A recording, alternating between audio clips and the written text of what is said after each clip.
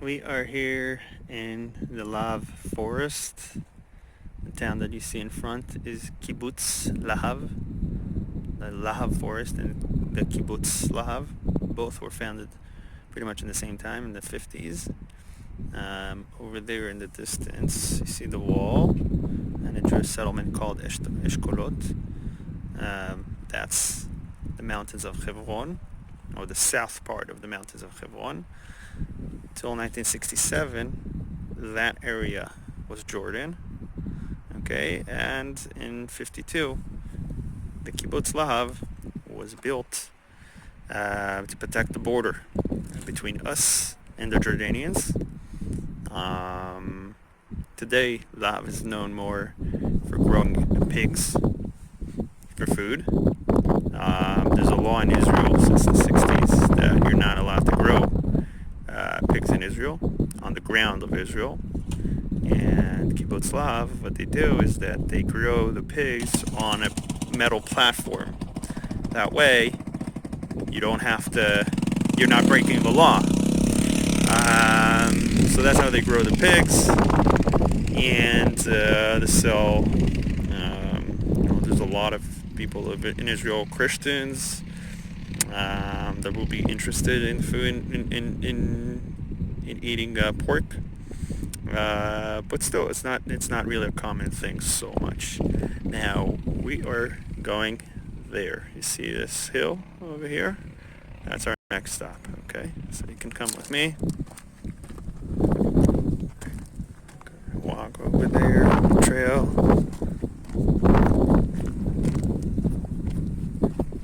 Okay, see you soon. Closer to the hill.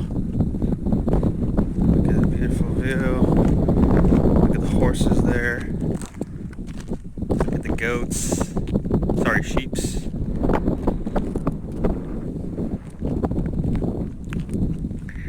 And we're gonna get to that structure over there. I'll tell you all about it when we get there.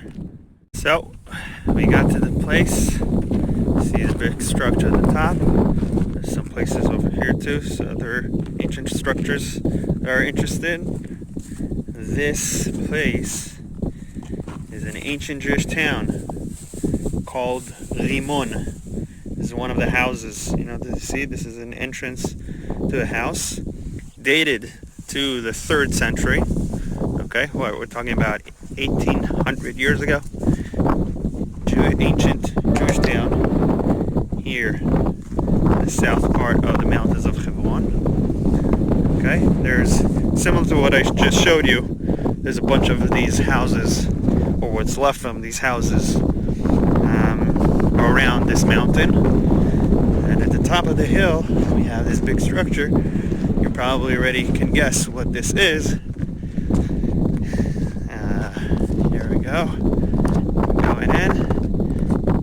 Unfortunately, not a lot is left. A lot of it was already been taken. Here we entered the most important part, the most special, the most exciting part of this town, the town of Rimon. This is the synagogue. This is dated to the 3rd century. Okay, 3rd century, 1800 years ago. Jews have been sitting here on these benches on both sides, praying to Hashem, to God, facing that direction, facing towards Jerusalem, okay, which is pretty much northeast, I would say. Over here, in this part, you see these steps. See these steps that lead you towards where the ark was, okay? There's probably a wooden ark standing over here. Here you can see the bases of the pillars that were standing or holding the roof. Okay. This important to say, first of all, that what you see is 3rd century, but also there was another renovation, the 6th century. Okay, 300 years later, they renovated. Most of what you see is 6th century, but we know for a fact that there was a synagogue here from the 3rd century. Here in the middle, where the bima used to stand. Okay, you see this thing? Should have been the bima here standing where they read from the Torah. You can see these geometrical signs on the floor. We call rosetot. Okay, and they found even a menorah here. Really hard to see. Try to see this line. 1, 2, 3. Okay, this is the middle, the base. Okay, and there's also on the other side. If you can't see it, I'll do a picture for you that shows it in a better way. Okay, there was Gniza here. They even found a kameh, like an object for luck, that says on it that a person that made it said that he asks to be loved. That's pretty much what it says on that kameh. That's another interesting thing that was found here. They found a treasury of a few coins, and it's standing here around these hills. It's a beautiful area, and all of a sudden you have this ancient synagogue in the city of Rimon. You can also see here a water well. Okay, water well. If you know the Mishnah that says "En abor mitmale ela michulyato," okay, a water pit is being filled from top. There's a difference between bor and be'er. This is a bor. Okay, this is a water pit. Water, when the rain drops, it drains down. The rain drops on the ground, and everything drains through these holes here. Okay, and you can even see on the sides. You see this thing? Okay, this is what's left from the rope. They had a rope with a bucket. You would have pulled up the water from the water pit, from the bor.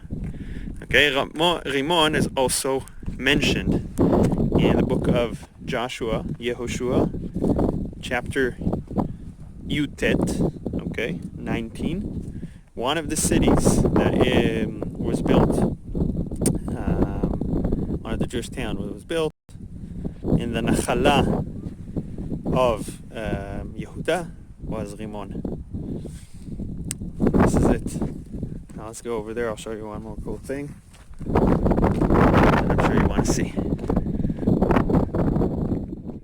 We're here. Look at this.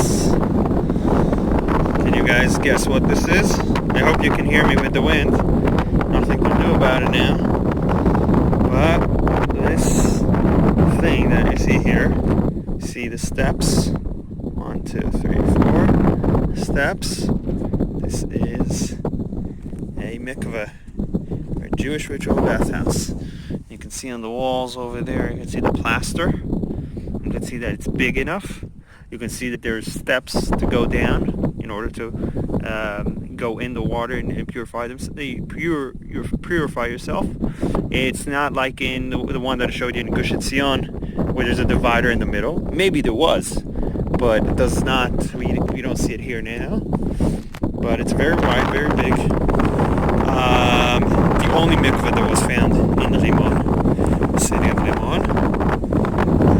But it's exciting to see 1,800 years old of a Jewish ritual bathhouse here in the area of Judea, mountains of Hebron. It's empty. It's probably can't use it anymore. It's broken. Not like the one that we saw in Gush Etzion. But it's very unique. The wide steps. I've seen many mikvahs. Haven't seen a lot of them that have such a wide step here. So that's very special. And it's here. You go and you climb up to where the synagogue is. That's nice. Now people ask, how do we know that this is Rimon? Well, how do we know that this is Rimon and not a different city? So, one of the things that we see is that when we look at the book of Yoshua, Sefer Joshua, we see a list of places. And the list of the places is geographically, meaning it goes from south to north. And if we identify some of the places, we can identify the rest. Okay? For example, this is the town of Sucho. We know exactly where it is because they found there pieces of pottery, a part of a jug, that says Sucho on it. So that's definitely Sucho. So if that is Sucho, so right next to it would be Azekah. And if that's Azekah, so right next to it would be Sha'arayim. Alright? Like that, and that's the idea. That's one thing. Also, archaeology, sometimes we do find things that show it. We know that this is Rimon from the time of the 3rd century. But Rimon is mentioned, as I said, in Joshua, in Sefer Yeshua. Sefer Yeshua, the book of Yeshua, is before the 3rd century, okay? Much before. So there was a Rimon. What we see here is Rimon from the 3rd century, but the Rimon of Joshua, is just over there, that hill. It just moved a little bit, okay? That is Rimon. How do we know that that is Rimon? We found a piece of pottery that has a big Rimon on it. What is Rimon? Rimon is a pomegranate. Okay, it fits to the place geographically. You have that pomegranate. All the reasons in the world to think that this is Rimon. Of course, in archaeology, a lot of times we say something and it changes, and the theory changes. That could be. I'm not saying for 100%, but all signs show that this hill over here should be the ancient city of Rimon. Important to say is that research in Israel for history or archaeology is based on the archaeology, based on documents, people that wrote. A lot of it in Israel is pilgrims, people that came to Israel to visit. Mark Twain, as we discussed, and people that lived here. One of the known sources that we have is actually a Christian one. It's a guy named Eusebius. He was high up in the church in Caesarea in the Byzantine era, 4th century. And he wrote the Onomasticon, which is a book that gives a list of places in Israel. And he writes about a town called Rimon. And he says that it is 27 milin mi Bet Govrin, 27 Roman miles, okay, south of Bet Govrin. Bet Govrin is to that direction. It is pretty much, if you take as we said, the Roman mile, okay, which is about almost 1.5 kilometers, almost like an American mile that you use today. 27 miles from here, plus a little bit, really is Bet Govrin. So it really also fits to the fact that this place is Rimon. This is a nice angle of the synagogue. What's left of it, again. Alright. All of you that so far, I'm really enjoying this thing that we're doing here, these virtual tours. And I hope you are enjoying it too. And of course, if you guys have any requests, you have a specific place that you want me to go to and show it to you, even if you want it live, we can arrange that. To be honest, there is some restrictions with Corona and all, and things that we can't do. National parks are closed. Like as much as I wish to post places like Masada and Caesarea, I can't.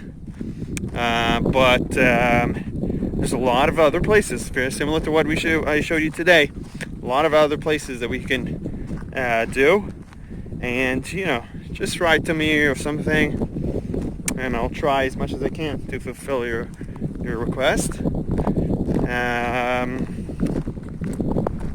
I know you would love also to hear from you. How's it going? How's it there. How are you doing? You miss Israel? When are you coming again? Look at these nice horses over there. And that's something.